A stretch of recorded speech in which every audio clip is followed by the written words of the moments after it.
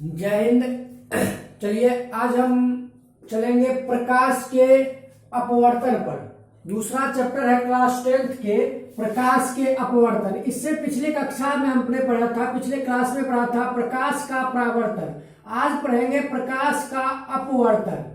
प्रकाश का अपवर्तन किसको कहते हैं? प्रकाश का अपवर्तन उसको कहते हैं कि जो है जब प्रकाश किसी एक पारदर्शी माध्यम से दूसरे पारदर्शी माध्यम में प्रवेश करती है, एक पारदर्शी माध्यम से दूसरे पारदर्शी माध्यम में प्रवेश करती है और उसका मुड़ना ही एक पारदर्शी माध्यम से, देखिए ये एक यहाँ पर एक पारदर्शी माध्यम, इसको मानिए इधर दो भाग में इसको बांट दे, ठीक है। यहां से यहां आया और यहां से फिर ऐसे आया, यह मुड़ना ही प्रकाश का अपवर्तन कहलाता है। प्रकाश का अपवर्तन कहलाता है।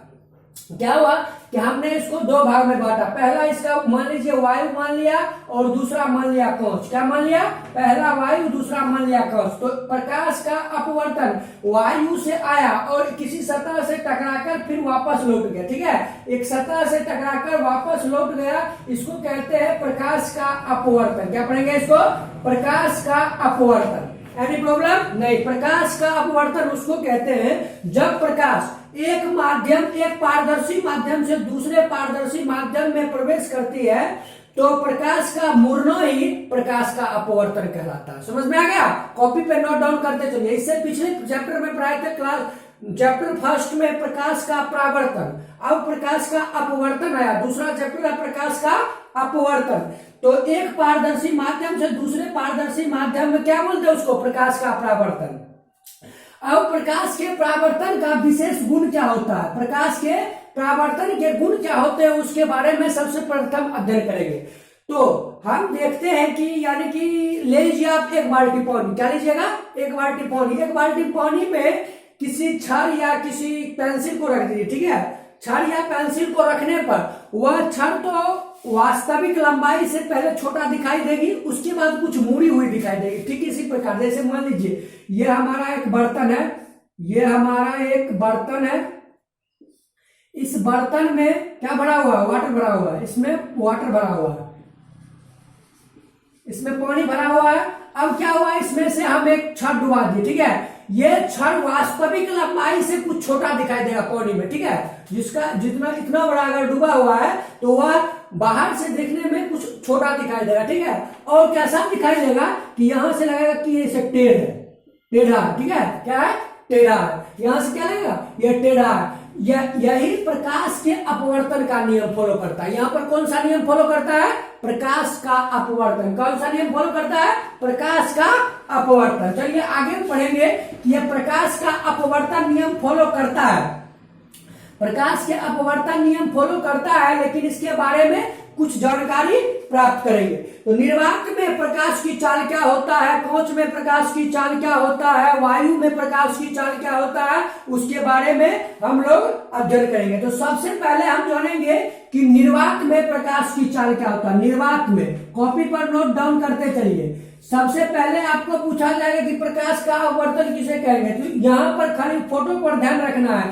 एक पारदर्शी माध्यम से दूसरे पारदर्शी माध्यम में प्रकाश का मुड़ना ही प्रकाश का अपवर्तन कहलाता है। ध्यान दिए, एक पारदर्शी माध्यम से दूसरे पारदर्शी माध्यम क्या कहलाता है? प्रकाश का मुड़ना ही प्रकाश का अपवर्तन कहलाता है। तो निर्वात में प्रकाश की चाल क्या होता है? अब आएगा कि निर्वात में प्रकाश की चाल क्या होता है। तो निर्वात में प्रकाश की चाल होता है 3 लाख किलोमीटर प्रति सेकेंड। 3 लाख किलोमीटर प्रति सेकेंड। इकाई, दाएं, सैकड़ा, हजार, 10,000, लाख। 3 लाख किलोमीटर प्रति सेकेंड होता है। किसमें? तो निर्वात में प्रकाश की चाल। अब आता है कि कांच में क्या होता है, उसके बाद हवा में क्या होता है।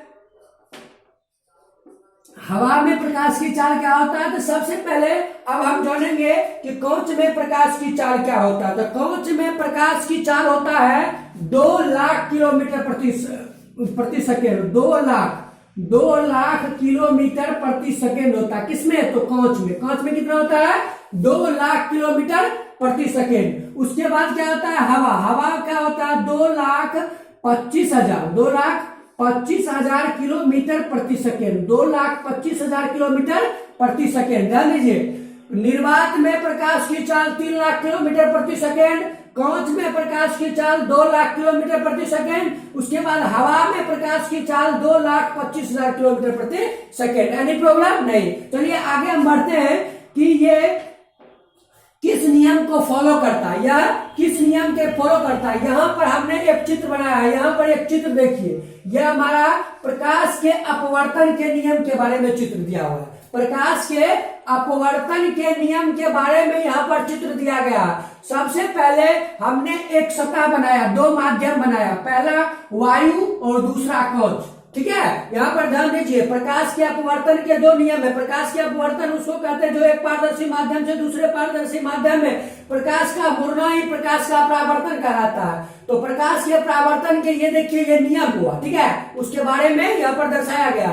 तो एक हमने 2 माध्यम लिया, पहला वायु दूसरा क्या है, कांच है। उस पर क्या किया, हमने आपतित किरण प्रदर्शित किया। क्या दिया इस पर, आपतित किरण प्रदर्शित किया। जब हम आपतित किरण दिए तो यह किसी एक सतह से टकराया और वहां से उसका मुड़ गया। ठीक है, वहां से यह मुड़ गया तो यही हमारा जो किरण होगा वह अपवर्तित किरण कहलाएगा। इस किरण को कहेंगे हम अपवर्तित किरण। ठीक है, यहां पर हमने आपतित किरण दिया और एक सतह से टकराया और मुड़ गया, इसको कहते हैं आपतित किरण। अब देखिए आपतित किरण हो गया। आपतित किरण कहते हैं किसको है, यहां पर देख लीजिए, आपतित किरण किसी बिंदु स्रोत से निकली प्रकाश की किरण किसी सतह से जहां पर टकराती है। ठीक है, किसी सतह से, क्या इसको पूरा लिखिए, लिखना है तो यहां पर लिखा हुआ है कि 2 माध्यमों को अलग करने वाली सतह पर, कॉपी निकालिए, कॉपी पर नोट डाउन करते चलिए। 2 माध्यमों को अलग करने वाली, 2 माध्यम को अलग कर रही है, ये एक माध्यम ये हुआ और ये एक माध्यम ये हुआ। 2 माध्यमों को अलग करने वाली की सतह पर पड़ने वाली प्रकाश की किरण, सतह पर जो पड़ रही है प्रकाश की किरण, उसको कहेंगे आपतित किरण। क्या बोलेंगे, आपतित किरण। अब देखिए ये आपतित किरण हो गया।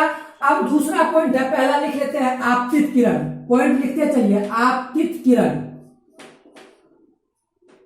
आपतित किरण। ठीक है, आपतित किरण किसको कहेंगे, कॉपी पर नोट डाउन करते चलिए।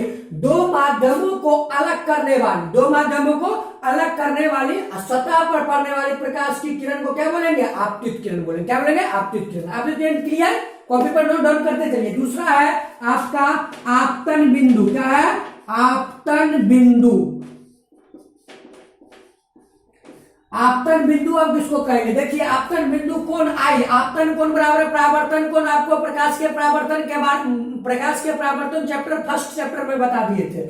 अब दूसरा चैप्टर है कि यहाँ पर आपतन बिंदु, यही आपतन कोण है और यह आपतन बिंदु है। देखिए जहां पर आपतित किरण सतह से टकराती है, कॉपी पर नोट डाउन करते चलिए, जहां पर आपतित किरण सतह से टकराती है उस बिंदु को आपतन बिंदु बोलते हैं। क्या बोलेंगे, आपतन बिंदु। समझ में आ गया, आपतन बिंदु बोलेंगे। आपतन बिंदु किसी को प्रॉब्लम नहीं। आपतित किरण जिस सतह पर टकराती है उस सतह को क्या बोलेंगे, आपतन बिंदु। चलिए आपतन बिंदु हमारा क्लियर हो गया।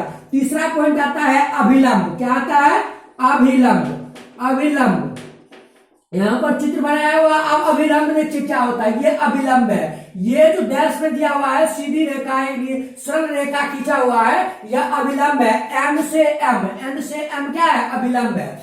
अभिलंब कहते हैं किसको, उसके बारे में, किसी सतह पर किसी बिंदु पर खींचे गए लंब को, किसी सतह पर खींचे गए लंब को अभिलंब कहते हैं। सीधा अपना मन से बनाइए, किसी सतह पर खींचे गए लंब को, देख रहे हैं लंब खींचे है ना, इस लंब को ही हम अभिलंब बोलते हैं। किसी सतह पर खींचे गए लंब को क्या बोलेंगे, अभिलंब। ठीक है, एनी प्रॉब्लम नहीं।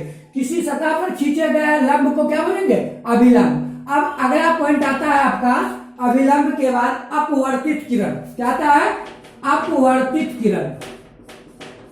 अपवर्तित किरण,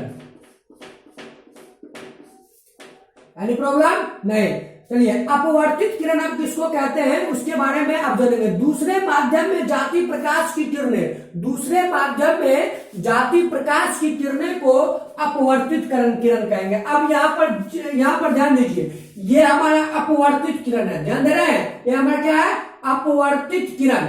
यह क्या करता है, दूसरे माध्यम में जा रही है, दूसरे माध्यम में जाती प्रकाश की किरणें को अपवर्तित किरण कहेंगे। क्या कहेंगे, अपवर्तित किरण, क्या कहेंगे?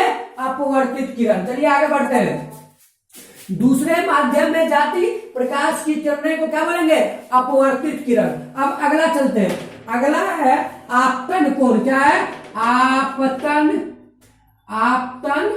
कोण। ठीक है, अब ये आपतन कोण क्या होता है? ठीक है, वो आपतन कोण, तो यहां पर देखिए आपतन कोण बराबर परावर्तन कोण आपको किसमें बताए हुए हैं? प्रकाश के परावर्तन चैप्टर में। ठीक है, आपतन कोण बराबर परावर्तन कोण किसमें बताया है? प्रकाश के परावर्तन में। अब है प्रकाश के अपवर्तन में भी आपतन कोण आता है। ये आपतन कोण होता क्या? आपतन कोण को तो इससे पहले चैप्टर में बता दिए, उसको आई से डिनोट करते हैं। आपतन कोण को आई से डिनोट करते हैं। अब आपतन कोण क्या होता है? आपतित किरण आपतन बिंदु पर खींचे गए अभिलंब से जो कोण बनती है उसे आपतन कोण कहते हैं। आपतित किरण और आपतन बिंदु, आपतित किरण और आपतन बिंदु पर खींचे गए अभिलंब से जो कोण बनती है उसको आपतन कोण कहते हैं। याद हो गया? इस फिगर को ओनली फॉर दिमाग में रखना है। आपतित किरण और आपतन बिंदु के बीच खींचे गए अभिलंब से जो कोण बनती है उसको आपतन कोण बोलते हैं। समझ में आ गया? आपतित किरण और आपतन बिंदु पर खींचे गए अभिलंब से जो कोण बनती है वह क्या कहलाएगी? आपतन कोण। ठीक है, आपतन कोण। अब दूसरा आता है कि अपवर्तन कोण। क्या होता है? अपवर्तन कोण। अपवर्तन कोण।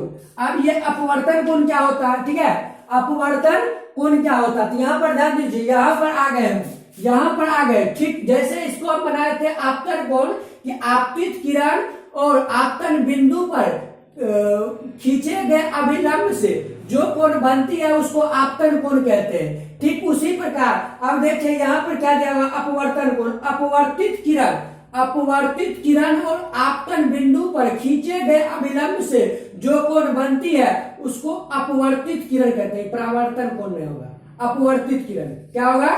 अपवर्तित, अपवर्तन कोण। ठीक है, अपवर्तन कोण कहेंगे। क्या कहेंगे? अपवर्तन कोण। वहां पर आपतन कोण बराबर परावर्तन कोण है, यहां पर आपतन कोण बराबर अपवर्तन कोण। समझ गए? प्रकाश का वो परावर्तन चैप्टर था जो इसे पिछले क्लास में बताए थे। अब यहाँ पर क्या है कि आपतन कोण बराबर अपवर्तन कोण। ठीक है, अपवर्तन यहाँ पर बात हो रहा है। ठीक है, अपवर्तन के बारे में बातचीत हो रही थी। यहाँ पर कैसे अपवर्तन की परिभाषा निकालेंगे कि अपवर्तित किरण और अभिलंब के बीच बने कोण को क्या बोलेंगे? अपवर्तन कोण बोलेंगे। और डिफिनेशन और हाई में देना चाहते हैं तो देखिए कैसे डिफिनेशन हाई में बनेगा। अपवर्तित किरण और आपतन बिंदु पर खींचे गए अभिलंब से जो कोण बनती है उसे अपवर्तन कोण कहते हैं। एनी प्रॉब्लम नहीं? इस फोटो को आप लोग ध्यान में रखिएगा, सारा का सारा बन जाएगा। अब देखिए, अब हम सीधा सबको एक बार डिवाइड कर रहे हैं। डिवाइड, निर्वात में प्रकाश की चाल 3 लाख किलोमीटर प्रति सेकेंड होता है, इसको आपको ध्यान में रखना है। कांच में प्रकाश की चाल 2 लाख किलोमीटर प्रति सेकेंड होता है। अब कैसे होता है वो भी बताया जाएगा अगले इससे अगले क्लास में। ठीक है, इससे अगले क्लास में यह भी बताया जाएगा कि कांच में प्रकाश की चाल 2 लाख किलोमीटर प्रति सेकंड कैसे होता है, इसको प्रूव करके बताएंगे। ठीक है, हवा में 2,25,000 किलोमीटर प्रति सेकंड होता है। आपतित किरण किसको कहते हैं? तो आपतित किरण कहेंगे कि दो क्या कहते हैं? दो किरण को क्या करती है? दो माध्यम को अलग करने वाली, दो माध्यम अलग करा देगा, दो माध्यम के अलग करने वाली किरण को क्या कहेंगे? आपतित किरण कहेंगे। क्या कहेंगे? आपतित किरण कहेंगे। दूसरा है आपतन बिंदु। आपतन बिंदु किसे कहेंगे? आपतित किरण जिस बिंदु पर मिलती है, जिस बिंदु की जिस सतह से टकराती है, जिस सतह पर वह टकराएगी वह बिंदु क्या कहलाएगा? आपतन बिंदु कहलाएगा। आपतन बिंदु कहलाएगा। सिर्फ आपको दिमाग में रखना है। तीसरा आता है अभिलंब। अभिलंब क्या होता है? किसी सतह पर खींचे गए लंब को अभिलंब कहते हैं।